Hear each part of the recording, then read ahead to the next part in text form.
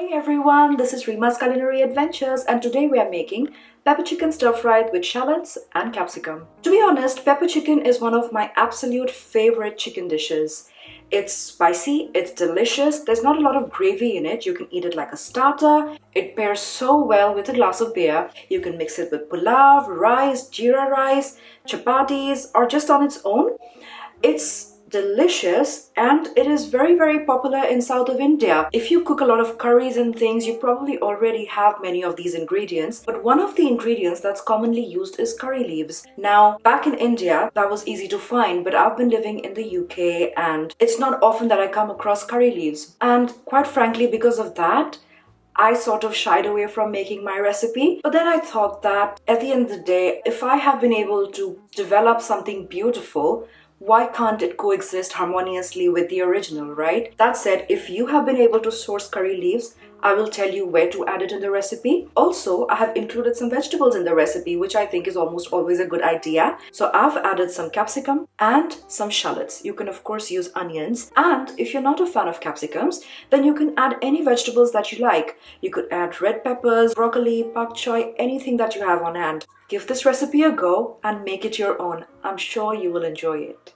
First, some boneless skinless chicken thigh that I've cut up into 1 square inch pieces. Then I add in my salt and my turmeric powder, leaving a pinch or 2 of both for later. Then I add in my sugar, coriander powder, lime juice, grated ginger and garlic, and about a tablespoon of oil, and give everything a good mix. This is our marinade.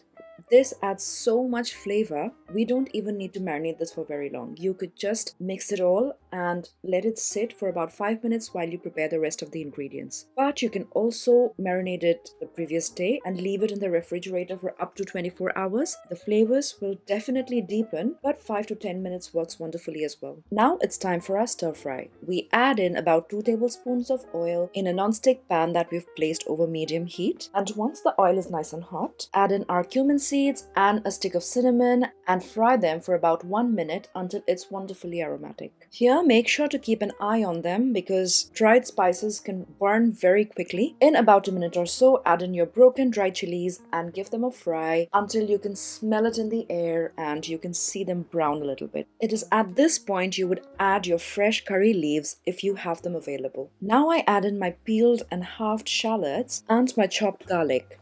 Right after, I also add in the rest of my salt. Here you can see that I've left my garlic into nice big chunks. I intend for this dish to be really aromatic and flavorful. I want the taste of something different with every bite. I want to bite into a nice piece of fried onion, a pop of garlic with my chicken, then chase it up with some pepper. Much like Adam Ragusia, I'm a big fan of heterogeneity, especially when it's about my stir fries. And therefore, I don't want to mince my garlic too small and have it disappear in the dish. Also, small bits of garlic will burn by the time my shallots get some color. So if you don't like biting into pieces of garlic with your food, you can completely leave it out. You have minced garlic in your marinade and therefore it will be plenty flavorful. You don't need to have chunks of garlic in the stir fry. Same with my shallots as well. I would advise you to leave them nice and chunky. As you can see, my shallots are taking a lovely color on them. This adds to the look of the dish and it adds a lovely caramelized fried onion-like flavor to the dish. This does not take long at all. About 10 to 12 minutes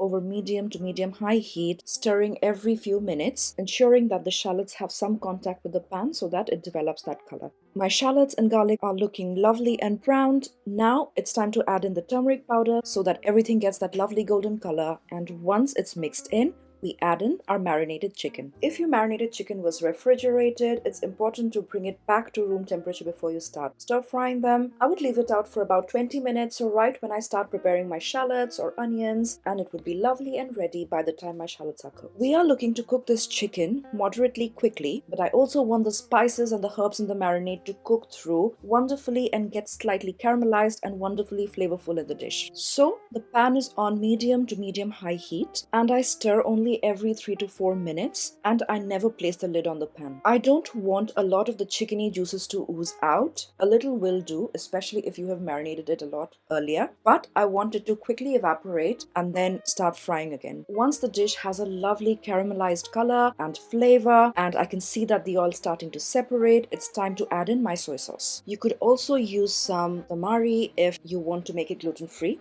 Because I'm using the soy sauce predominantly for color, I'm using dark soy sauce. It also adds a bit of umami to the dish, but if you want to use fish sauce or light soy sauce instead, use half of the salt in your marinade and add more seasoning if required at the end. Then add in some finely ground pepper. True to its name, pepper is one of the main flavors of this dish, and therefore use freshly ground black pepper. Trust me, fresh pepper makes a world of difference in your dish. Then add in chopped capsicums or any other vegetable that you like and give it a good mix. We want our vegetables to stay nice and crispy and yet cook through. Therefore, I think with vegetables like peppers, carrots, bok choy, things like that, you just need a few minutes and they are cooked through to perfection. Now, for the final flourish, add in some finely sliced coriander, green onions, maybe even chives. You could also add some very finely sliced green chilies if you want it even spicier, and serve with some rice or some flatbreads for a complete meal, or enjoy it just on its own, or maybe even with a glass of beer. Please like, subscribe and comment if you like this recipe. Thanks for watching and have a happy day.